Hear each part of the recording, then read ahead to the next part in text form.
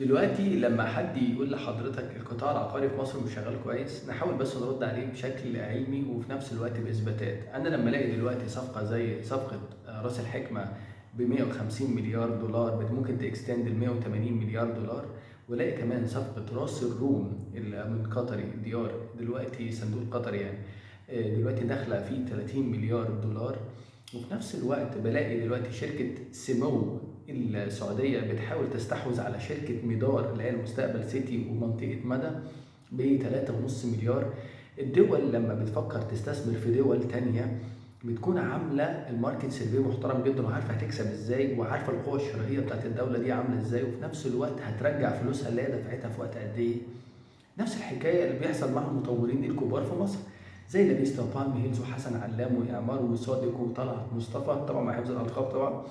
كل دول لما تلاقي حضرتك منزلين لونشز جديده او مشروعات جديده في سوق انت بتقول عليه ان هو ممكن يكون مريح، ازاي طيب الناس دي وراها مؤسسات ماليه بيعملوا هم اللي حضراتهم السيرفي كامل ويشوفوا هل هو هيقدر ينزل دلوقتي المشروع هيكسب ولا لا؟ لما تلاقي كل دول نزلوا وكل دول كسبوا، فحضرتك لازم برضو تعيد النظر مره تانية. في فجوه دلوقتي ما بين الطبقه المتوسطه وفوق المتوسطه بالاسعار الموجوده دلوقتي بالنسبه للقسط والمرتب، وده جاري دلوقتي التعامل معاها في اسكو اكونت دلوقتي بيتعمل اللي هو خطاب الضمان او حساب الضمان اللي بيتعمل دلوقتي للمشروعات، وبيحاول يقنن عن طريق مجلس النواب حاليا دلوقتي. وفي نفس الوقت بيحاولوا يطولوا فتره السداد على قد ما يقدروا، بيقللوا الكوست بتاعت الارض، الدوله تطرح الارض بكوست اقل شويه بحيث ان المطور ان هو ما يقدرش انه يزود التكلفه على نفسه، فبالتالي هيزود السعر. فاحنا بنقلل التكلفه عن طريق سعر الارض يكون اهدى شويه، يكون فترات السداد طويله، ويكون المقدم صغير. انا كل اللي عايز حضراتكم تفكروا فيه، مش عايز حضرتك خالص تفكر في اجمالي ثمن الوحده كام. انا كل اللي محتاجه من حضراتكم انكم تفكروا هل هقدر على القسط بتاع الثلاث شهور ولا لا؟ هل هقدر على المقدم اللي هدفع ده ولا لا؟ حضرتك لو في اي دوله في العالم كله هتعتمد على المورجج اللي هو التطوير اللي هو التمويل العقاري. فالتمويل العقاري ده بيحصل ايه؟ انت بتدفع جزء وبعد كده البنك بيكيش المطور وانت بتقسط مع المطور، او سوري بتقسط مع البنك، صح؟ المطور دلوقتي هو بقى البنك. اعتبر حضرتك واخد الوحده اصلا من اول تمويل عقاري على 10 سنين و12 سنه و15 سنه.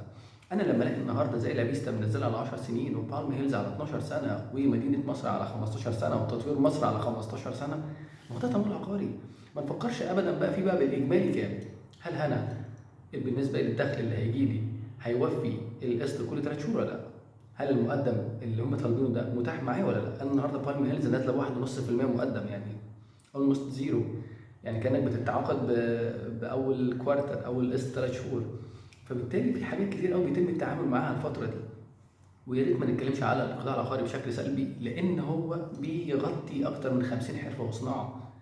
انا دلوقتي اخواتي اللي موجودين مثلا الحداد والنجار والنقاش وعربيات النقل اللي بتنقل المواد البناء، المهندس والمقاول، وكمان بعد ما اجي افرش الشقه بتاعتي الاقي بتاع السجاد وبتاع النجف وبتاع اللمبات وكل الفرش اللي موجود داخل والموبيليا، كل دول شغالين على حس القطاع العقاري اللي بيمثل اكتر من 25%، من 20 ل 25% النهارده من الجي دي بي اللي هو الناتج المحلي لمصر كلها.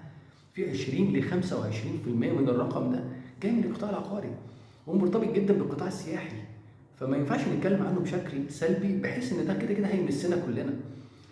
نظرا برضو لكل الحاجات دي كلها كل الاراء السلبيه الموجوده، مصر محققه اعلى ار او اي موجود في الشرق الاوسط وفي افريقيا.